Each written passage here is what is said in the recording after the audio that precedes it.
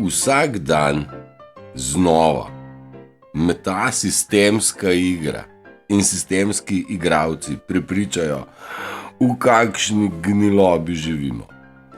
Pa se jaz ene stvari vem že mnogo časa, pa nekako vljudno probam razložiti, vljudno probam pokazati, kaj je prav. Vendar ta sistem želi vztrajati pri to je pravilno, to je zakon, tako to mora biti.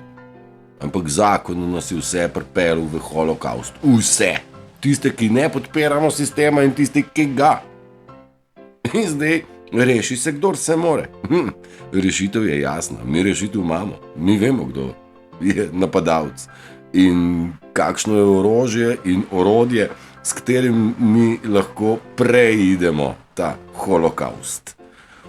Vsak se bo zase odločil. Ali bo špilov pa podpiral dalje, ali bo letel na krilih ljubezni, ali bo se vrtil v temu, kar sta nam razlagala Pat in Mat. Da v bistvu vedno se najde problem za vsako rešitev in vsaka rešitev je lahko ful simpatična, kadar je narejena iz notranjega biti.